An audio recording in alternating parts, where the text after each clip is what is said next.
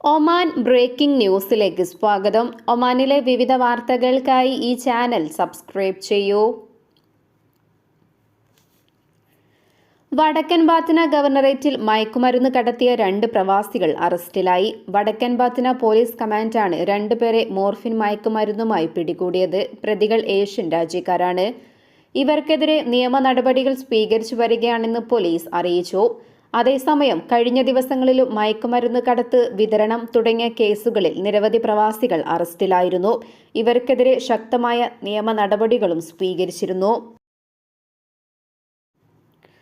കേരളത്തിൽ സ്കൂൾ അവധിക്കാലം തുടങ്ങുകയാണ്. മാർച്ച് അവസാന വാരത്തോടെ ഭൂരിഭാഗം ക്ലാസുകളിലും പരീക്ഷകൾ അവസാനിക്കും. ഈ ഘട്ടത്തിൽ പ്രവാസി കുടുംബങ്ങൾ കൂട്ടത്തോടെ ഗൾഫ് രാജ്യങ്ങളിലേക്കെത്തും. മാർച്ച് അവസാന ദിവസങ്ങളിലെത്തുന്ന ചെറിയ പെരുന്നാൾ ആഘോഷം ഒമാനിലാക്കാൻ ഇത്തവണ കൂടുതൽ കുടുംബങ്ങൾ ഒമാനിലുള്ള പ്രവാസികൾക്കരികിലെത്തും.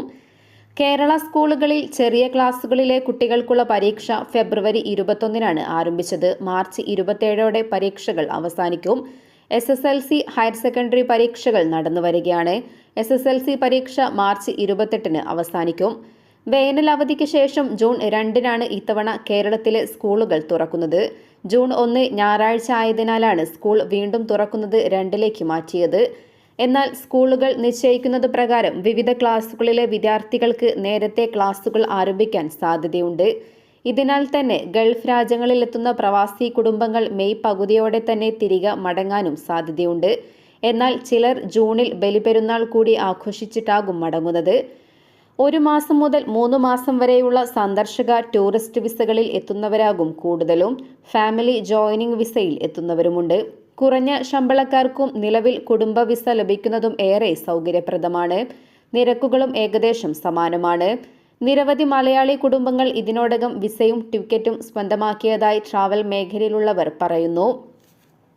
മുൻകാലങ്ങളിൽ സ്കൂൾ അവധിക്കാലത്ത് ബന്ധുവീടുകളിലേക്കും മറ്റ് വിനോദസ്ഥലങ്ങളിലേക്കും പോയിരുന്ന മലയാളി കുടുംബങ്ങളുടെ പുതിയ ട്രെൻഡിംഗ് സ്പോട്ടാണ് ഗൾഫ് രാജ്യങ്ങൾ.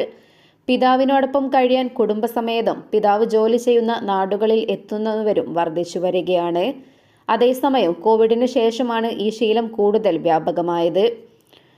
ചുരുങ്ങിയ മാസങ്ങളിലേക്കുള്ള കുടുംബങ്ങളുടെ സന്ദർശനത്തിന് താമസ സൗകര്യമൊരുക്കൽ പ്രവാസികൾക്ക് വലിയ തലവേദനയാണ്. ഗൾഫ് നാടുകളിൽ അവധിക്കാലം ആരംഭിക്കാനായതിനാൽ ഇവിടെയുള്ള കുടുംബങ്ങൾ പലരും നാട്ടിലേക്ക് പോയിട്ടില്ല. അതിനാൽ തന്നെ ഇവരുടെ മുറികൾ ഉപയോഗിക്കാനും സാധിക്കില്ല.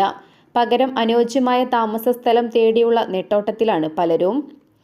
അതുപോലെ തന്നെ സാഹചര്യം മനസ്സിലാക്കി ഫ്ളാറ്റുകൾ താൽക്കാലികമായി വാടകയ്ക്ക് നൽകുന്ന ഇടനിലക്കാരും രംഗത്തുണ്ട്.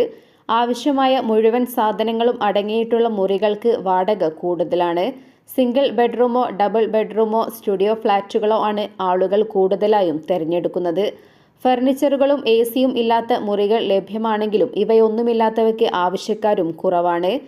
ഓഫീസുകളിലും കടകളിലും മറ്റ് ജോലി ചെയ്യുന്നവർക്കും തൊട്ടടുത്തുള്ള ഫ്ളാറ്റ് തന്നെ ലഭിക്കുകയും വേണം.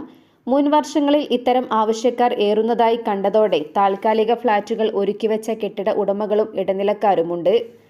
ഇതോടൊപ്പം കുടുംബത്തെ കൊണ്ടുവന്ന് ഇവിടെ നിന്നും ഉംറയ്ക്ക് പോകുന്നവരും നിരവധിയാണ്. നാട്ടിലെ അപേക്ഷിച്ച് പകുതിയിൽ താഴെ നിരക്കിൽ ഒമാനിൽ നിന്നുൾപ്പെടെ ഉംറ സർവീസുകൾ ലഭ്യമാണ്. ബസ് മാർഗമാണ് ഇത്തരം ഉംറ സർവീസുകൾ. വിവിധ ഉംറ സംഘങ്ങൾ ഇത്തരത്തിലുള്ള കുടുംബങ്ങളെ ലക്ഷ്യം വെച്ച് പ്രചാരണങ്ങളും നടത്തുന്നുണ്ട്. റമസാന് ശേഷം തിരക്ക് കുറയുന്ന സമയത്ത് ഉംറ നിർവഹിക്കാൻ സാധിക്കുന്നതും ഇത്തരക്കാരെ ആകർഷിക്കുന്നു. റമലാനിലെ 15ാം രാവിൽ അരങ്ങേറുന്ന ഖൈറൻ ഖാഷു ആഘോഷത്തെ വരവേൽക്കാൻ വിപണി ഒരുങ്ങി. ഇത്തവണയും കൂടുതൽ വിപുലമായി ഖൈറൻ ഖാഷു ആഘോഷിക്കാനുള്ള ഒരുക്കത്തിലാണ് സ്വദേശിക്കൂട്ടം. കൂടുതൽ കച്ചവടം ലഭിക്കുമെന്ന പ്രതീക്ഷയിൽ വ്യാപാരികളുമുണ്ട്.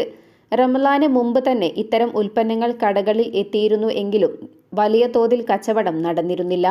ആഘോഷ ദിവസം അടുത്തതോടെ ഏറെ പ്രതീക്ഷയിലാണ് വ്യാപാരികൾ. ഹോൾസെയിൽ സ്ഥാപനങ്ങളിലും ഇതുവരെ വലിയ കച്ചവടമൊന്നും ഉണ്ടായിട്ടില്ല. സൂക്കുകളിലും ഹൈപ്പർ മാർക്കറ്റുകളിലും പ്രത്യേക വസ്ത്രങ്ങളും സമ്മാനങ്ങൾ സ്വീകരിക്കുന്ന കവറുകളും ലഭ്യമാണ്. ഒമാനിൽ നടക്കുന്ന പ്രധാനപ്പെട്ട പരമ്പരാഗത ആഘോഷങ്ങളിലൊന്നാണ് ഖൈറൻ ഖാഷു. വേഷപ്രച്ഛന്നനായി താളമേളങ്ങളോടെ സ്വദേശി വീടുകളുടെ വാതിലിൽ മുട്ടി സംഭാവന ചോദിച്ചു വാങ്ങുന്ന ആചാരമാണിത്.